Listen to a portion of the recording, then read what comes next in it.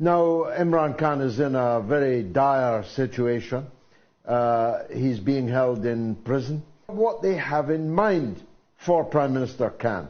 Which is to keep him out of the forthcoming elections, because he remains, every opinion poll that's been able to be taken of any credibility shows him remaining as the most popular politician in Pakistan. There is no doubt whatsoever that these charges of corruption are ridiculous in the Pakistani context. Imran Khan, there are many things you can say about Imran. There are things you can say against Imran. There are very many good things about the man.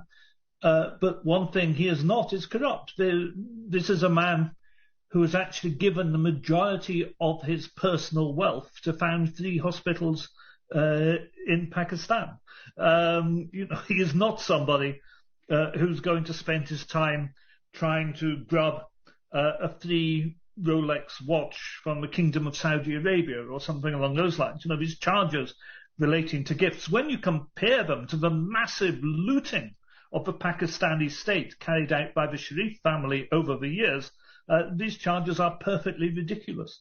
Now, we both remember the time when Imran Khan was never out of the newspapers in Britain, not just as a politician, but as a former playboy, as a wonderful ace cricketer, as a personality, a celebrity.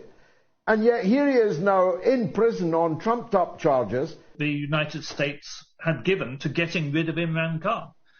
And of course we have to remember why. He not only campaigned against drone operations in Pakistan, he stopped drone operations in Pakistan, and he stopped American military operating out of Pakistan. He moved to get his oil supplies from Russia instead of from the Gulf states, and moved to stop paying for oil in dollars. He refused to back motions at the United Nations supporting the United States position on Ukraine.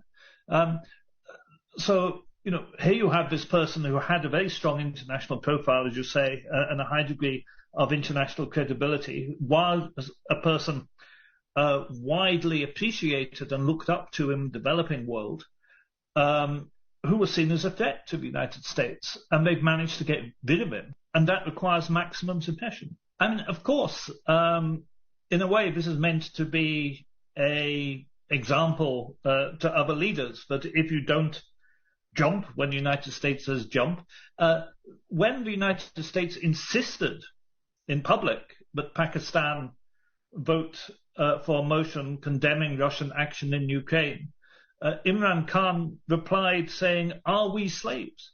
Are we slaves?" And the Americans can't stand people turning round to them and saying, "Are we slaves?" Because the truth hurts, and the truth is they do treat the developing world like slaves. They don't accept the developing world has a right to its own opinion, to its own ideas, and to an anti-imperial, anti-colonial background of way of thinking. So I think there are deep lessons here in the treatment of Imran Khan.